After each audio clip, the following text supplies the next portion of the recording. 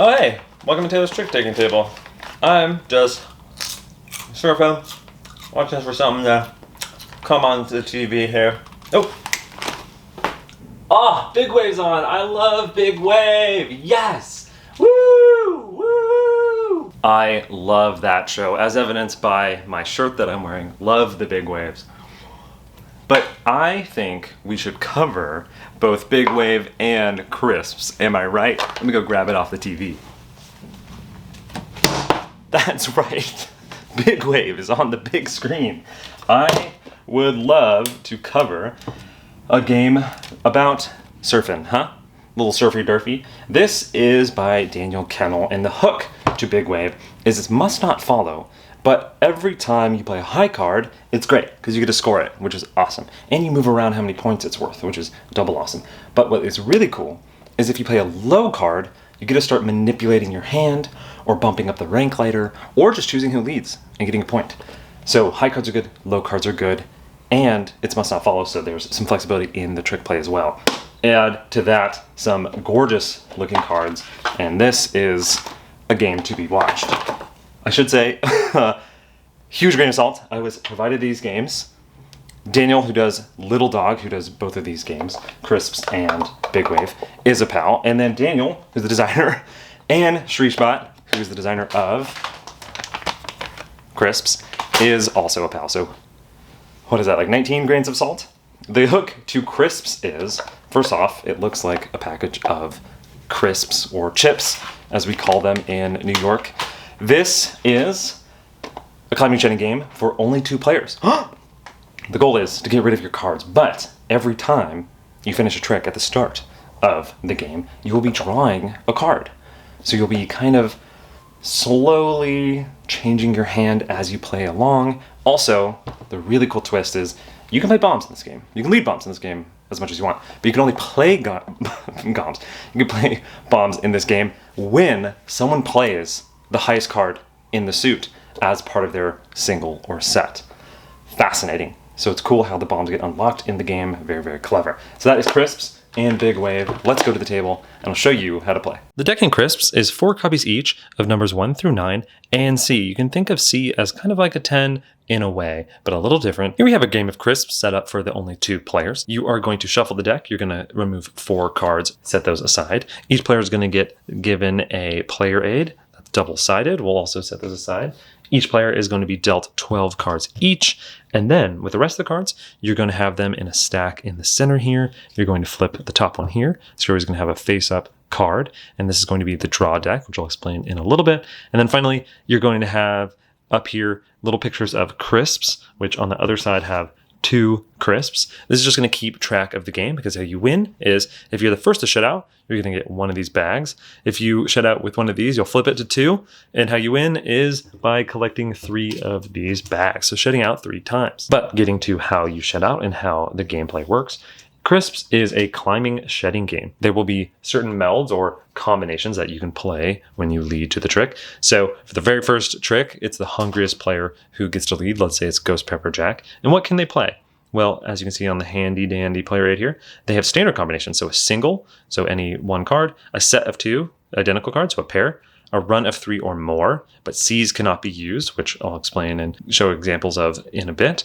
Runs of 2 of sequential pairs, so these are kind of like stairs or steps. Again, C's can't be used. And then bombs, and bombs are special combinations, which I'll also explain later, but they are sets of either 3 or 4 identical cards. So coming to Ghost Pepper Jack, let's say they keep things simple and just play a 1 single. In Crisps, you can actually play the same number or higher. So this player over here, the Honey Butter player, they can actually play a 1, which is hunky-dory. And coming over to this player, they can, play a 1. But if anybody ever escalates things, like let's say this player plays a 4, coming to Ghost Pepper Jack, they can't play a 3 or a 2. But they could, play a 4 again, or they could play like a higher number. Let's say they jump to 9. You could always pass optionally if you don't want to, but let's say this person played a 9, and then coming over to Ghost Pepper Jack, C's are higher than 9s. Think of them as kind of 10s in a way. And so if you play a C, then coming to this player here, notice they do not have another C. If earlier, when it came to them and they had that 9, they could also optionally pass. Like let's say they optionally passed here. The person who wins the trick, so the person who does not pass, gets to, first they'll just discard this off to the side, and then they can choose either a random top deck card or the face-up card to go into their hand. So looking at Ghost Paper Jack's hand, maybe they don't want a 5, so they're going to take randomly from the top. The one that does not get picked goes to the other player. So the Honey Butter player gets that 5, then you're going to flip face up another one. Oh, another 5, nice. And then Ghost Paper Jack, the person who won, the person who did not pass, gets to then lead to the next trick. So let's look at some examples here. They could play a pair, or they could play a stair or a step, so that 3-3-2-2. The meld has to be matched, so coming to the Honey Butter player here, they can't play like a 5-card run or whatever, or a meld. They do have to keep to it, but they have to play same or higher. So they could play like an 8-8-9-9. And then coming to the Crisp player, they don't have anything actually anymore, so now they are going to pass. So now the Honey Butter player gets to choose. So maybe they do want that 5 because it fits nicely there.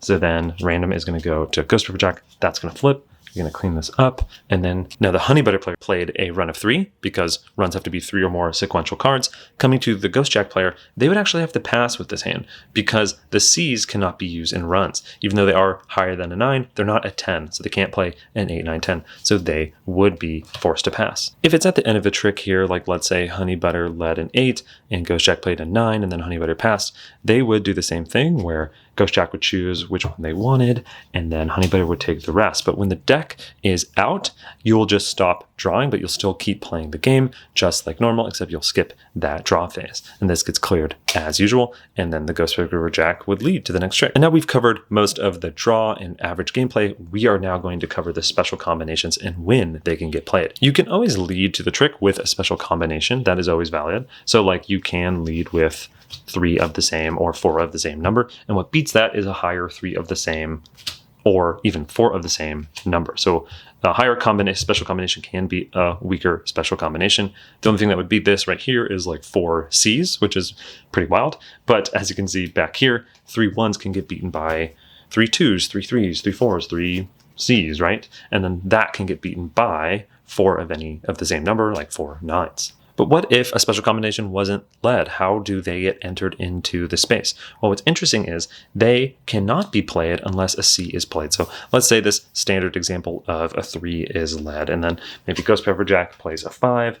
Over here, the Honey Butter plays a 7. So maybe it comes to Ghost Paper Jack, they play a 9, and Honey Butter decides to play a C, which does beat the 9. But what that does is it now opens it up to special combinations being played. If that C was never played, the Honey Jack player could never play this bomb of 9s they have over here. Or maybe they could never play this bomb of 1s they have over here.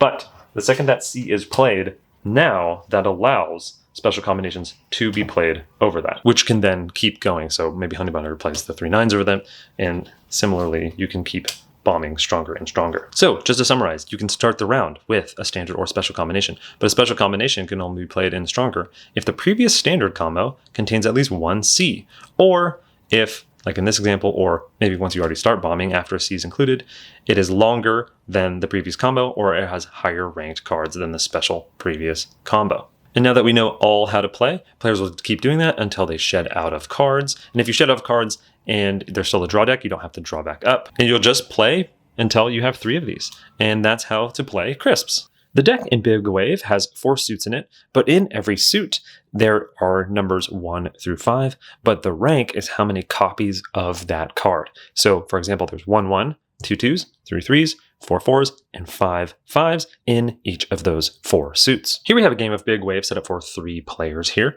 No matter the player count, you're going to shuffle the deck, deal 12 cards to each player, and then any leftover cards are going to be kind of a draw deck off to the side.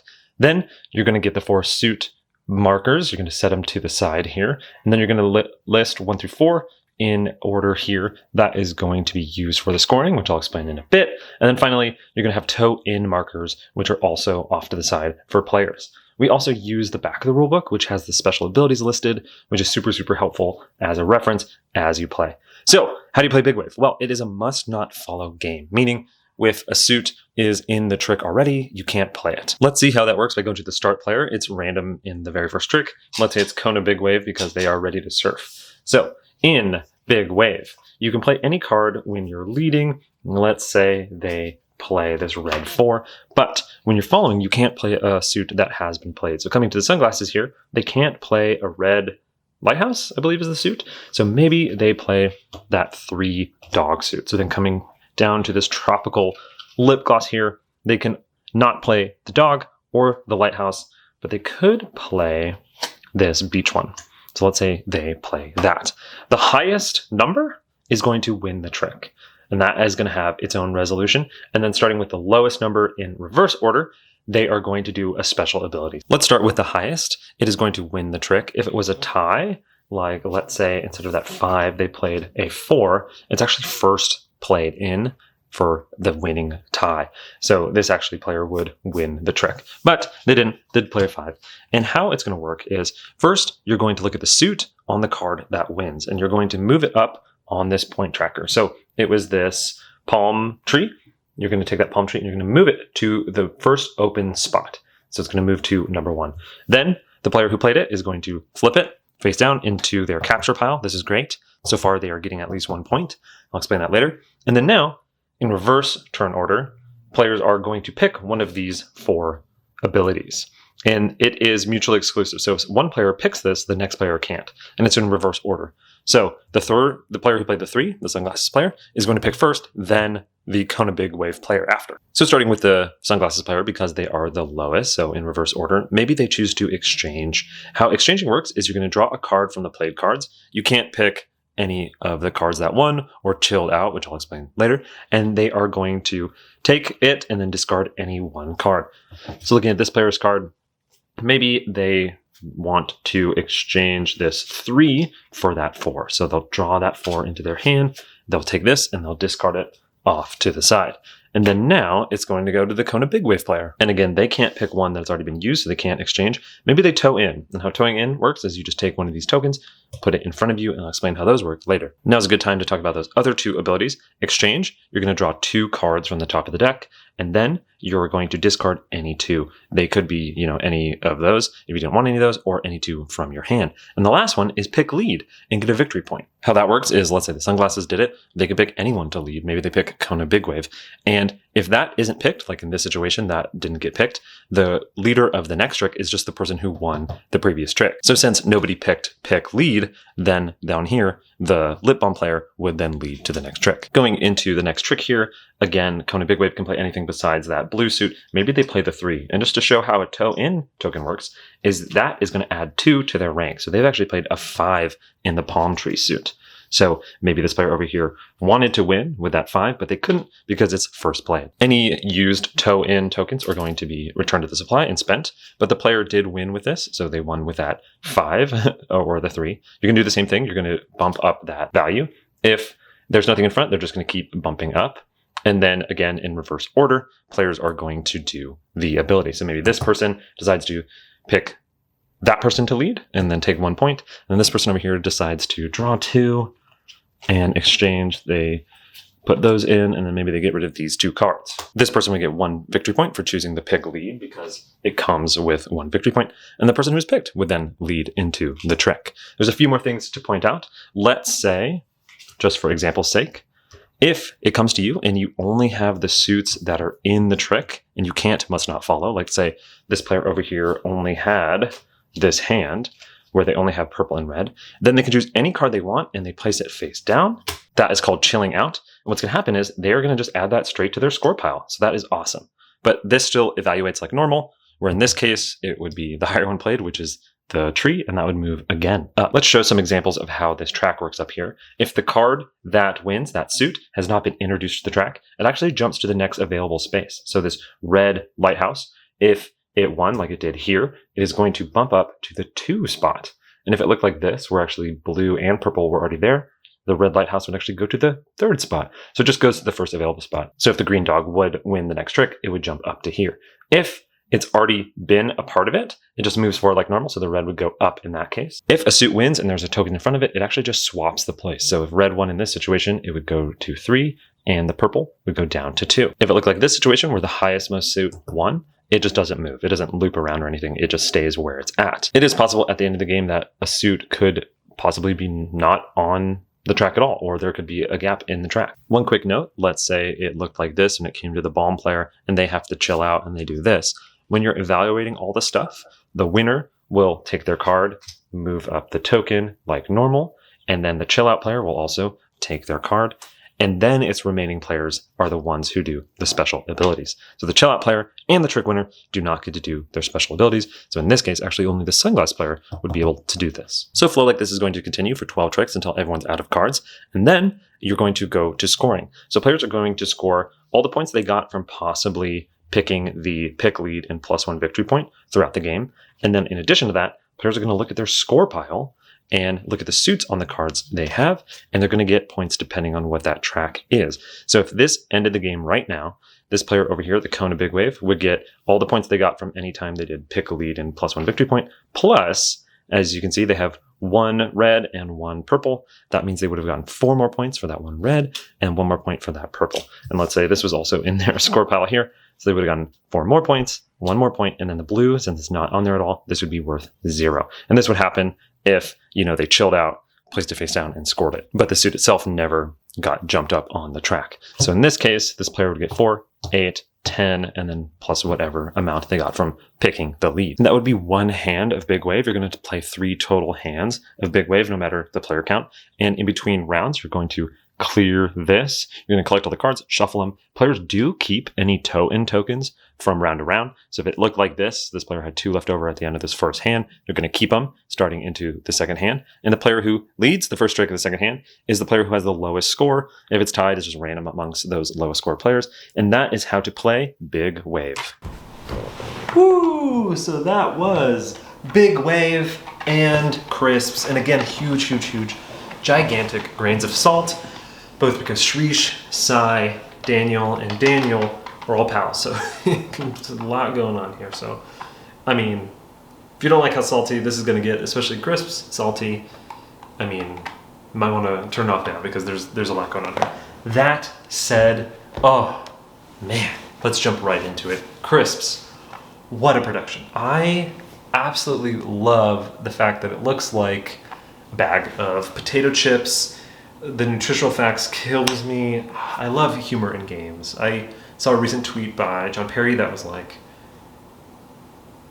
this. I don't want to paraphrase and get it wrong, but I love injecting humor wherever it can be. And this is just such a lovely production. Sai did such an amazing job. Shrish did such an amazing job. I am floored at this. And again, huge bias, but I recommend going out and playing this bad boy as quick as possible. Sorry, I read it a little bit more closely, and there's an ingredients list that says potatoes, oil, 4 copies of 1 through 9C, and salt. Come on, that is just so good. My goodness. Anywho, so I am speechless at how great that is, and I just discovered it. So crisps as a game. I did say it is a package, and it was a standard deck game, and again, play standard deck, or I think it's on BGA, so go check it out if you want to dabble, but this production is just so wonderful. I think the gameplay, I love how snappy it is. I love how the C's in the game, which are the strongest rank, are limited in clever ways. They can't be in runs or stairs or steps, and they can't be, and then they trigger and they allow using bombs in the game. Super clever. How you have that kind of, that trick and draw flow, balance the strongest card in the game is super clever. So I will say, there is drawing as you go in this game, and that could rub people the wrong way. So some FYI, there's a little bit of tactical nature to that, especially if you are winning the trick, you then get the choice of either top decking or taking a card. And if you're getting that choice, you're obviously choosing what is better for you, and you just already won the trick and are going to lead to the next trick. So I wouldn't say rich get richer, but there's definitely a flow of like, sometimes I've played games that are like, oh, I can't win a trick and I can't get a good card, and I'm like spiraling. But not only is it quick, those bombs though can sometimes save you at the end. And when to pass strategically is so great. I've had like low ones in a draw or low, twos. And the flipped up face card is a 1 or a 2, and I know my opponent doesn't want it because they probably don't have a 1 or a 2 in their hand. And so they're like, they play a card and I pass strategically and I take that 1, and it is so juicy. It's so great. So I personally like building my hand as I go. I like the options it gives you. I like the interplay between passing and the bombing and everything like that. But just to be said, you might not like trick and draw or draw and blind draws in your card games. That is something to be aware of. That is definitely in this game, most definitely. But it's very snappy, it's very quick. I played this with my partner and Sea Salt and Pepper, and they said they like this a ton. So take that in the salty versus salty games matchup. Crisps wins. My only small nitpick, and this is just with the production, is I wish the reference card had V1 through 9 and then the C. I think going back into this a ways, or like putting that in front of someone I'm playing with just to help them remind them where the C's are, it would have been helpful on the player aid. And then the last thing is, when it says standard combinations, it says single, set of 2, run of 3, and that says run of 2, and that's bolded. And that confused so much because you have to keep reading and realize it's a run of 2 pairs, whereas it's run of 3 cards. And I wish it was a different word there, maybe stairs or steps or something, because that really confused. And I think in the rules also, they use rounds to mean kind of like a trick. It's kind of confusing, and I know there's just not good terminology for what is the trick equivalent in a climbing shedding game.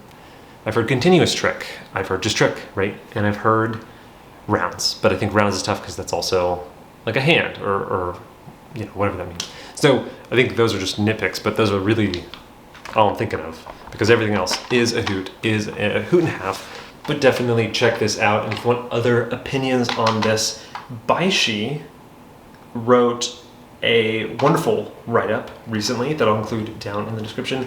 That is like a love letter to crisps, and it is so great. So definitely check that out if you wanted another fun read or another good reason to pick it up. On to BigWave, huge wave. This is another great example of how Daniel just loves to make your cards always viable, or try to become always viable. So we've covered Nutty Gnomes in the past, and we've covered Big Shot or Best Shot. I'm confusing with BigWave. Best Shot, where in Best Shot, highs were good, lows were good, mediums were good, and then in Nutty Gnomes, things bounced around and it was may follow. And this one, with the must followness, this has it to where high cards are great because you're winning tricks, right? You're getting cards into your score pile, and you're actually like inherently boosting that rank as it goes up. Also, also low cards are valued because then you get to do the special actions and the priority of them. I think you also have the special actions leading to drawing and discarding, or like having the +2 in the ranks to let you boost your cards for later. So tons of hand manipulation, tons of opportunities for every card to be good or bad or whatever it is.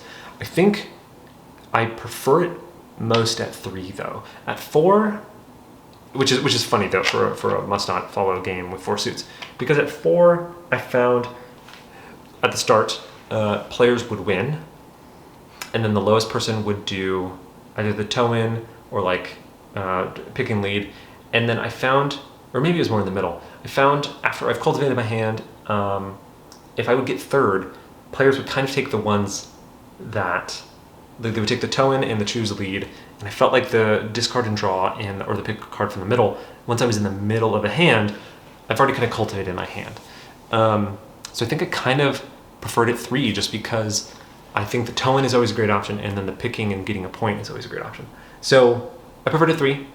Also, you have a little bit more like what moments when someone is chilling out as opposed to at 4, which I think in my experience has happened more. I don't know where that's at mathematically or if that's just random. But so yeah, I think I prefer this at 3. But overall, great stuff. Daniel is just killing it in the must not follow. Hand flexibility, your card can be whatever you want. Your card's your oyster. And that is also Crisps, which, again, a hoot and a half.